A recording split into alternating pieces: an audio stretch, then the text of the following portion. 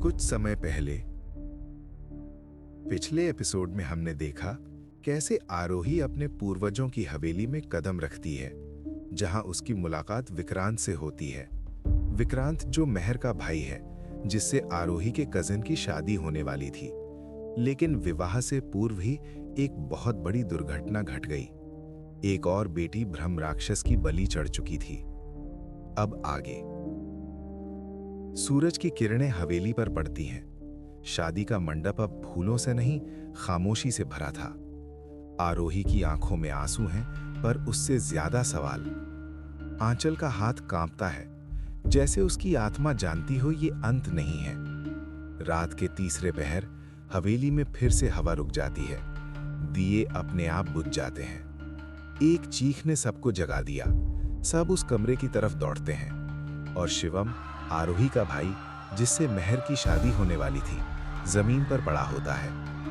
पहले दुल्हन, फिर दूल्हा।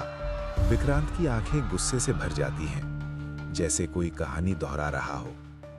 अगली सुबह विक्रांत, आरोही और आंचल गांव के प्राचीन मंदिर जाते हैं, जहां वे पुजारी से मिलते हैं, जो उन्हें भ्रम 1500 साल पहले विजयनगर के राज विक्रम सिंह का शासन था। वो अपने राज्य की देखभाल करते। एक दिन उन्हें एक खूबसूरत स्त्री से प्रेम हुआ, जो उनसे उम्र में काफी छोटी थी।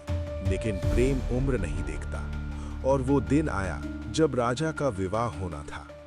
मंदिर के ग्रंथ में लिखा था, मेरी शादी के दिन उसने मुझे धोखा दिया। उसने मुझे मारा और मेरे खून से अपना घर बसाया।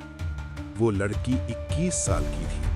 उसने राजा को उसकी उम्र के लिए अपमानित किया और शादी के दिन उसे अपने जवान प्रेमी के साथ मिलकर मार दिया और उसी रात शादी कर ली।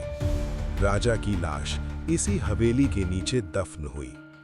डायरी का आखिरी पन्ना। अब हर शादी मेरी मौत को दोहराएगी। बाहर से एक भयानक हंसी गूंजती है। उसने मुझे छोड़ दिया था, अब मैं किसी को नहीं छोड़ूंगा। जंगल के बीच ब्रह्म राक्षस खड़ा हंस रहा है और कहता है, मेरी शादी अधूरी रही थी, अब कोई शादी पूरी नहीं होगी। और फिर उसकी नजर सीधी आरोही पर पड़ती है। तुम्हें याद आएगा, सब कुछ श्राप यादों से जिंदा रहते हैं। उस रात के हादसे के बाद हवेली में मातम छा चुका था, जहां कुछ समय पहले तक मेहमानों और शहनाइयों की गूंज से भरी थी। रात हो चुकी थी। आरोही को नींद नहीं आ रही थी। वो करवटें बदलती रहती है। अचानक एक आवाज सुनाई देती है, जैसे कोई कुछ कह रहा हो। आरोही। वो पलट कर देखती है। फिर वही आवाज, मैं लौट आया हूं, मुझे तुम्हारा ही इंतजार था। आरोही डर के उठ जाती है, पर वहां कोई नहीं था। उसे अपना भ्रम समझकर वो फिर सोने की कोशिश करती है। अगले दिन हवेली में टहलते हुए आरोही एक कमरे के सामने से गुजरती है, जो सालों से बंद था। जैसे ही आरोही उसे छूती है, दरवाजा खुद ही खुल जाता है। अंदर एक गुप्त कक्ष था। दीवारों पर पुराने चित्र और एक पुरानी तलवार। उस पेंटिंग में एक 21 साल की लड़की थी, हाथ में तलवार, सामने घुटनों पर गिरा हुआ राजा। आरोही जैसे ही पेंटिंग को छूती है, खून की बूंद उसके हाथ पर गिरती है। एक आवाज गूंजती है, तुम ही थी। आरोही गिर पड़ती है। वो लड़की आरोही थी।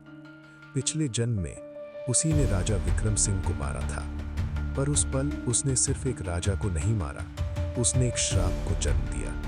राजा का शरीर मरा, पर उसका अपमान, प्रेम और गुस्सा ब्रह्म राक्षस बन गया, और आरोही उसे रोकने के लिए फिर जन्मे। क्या होगा जब आरोही और ब्रह्म राक्षस आमने सामने आएंगे? देखिए ब्रह्म राक्षस के अंतिम अध्याय में।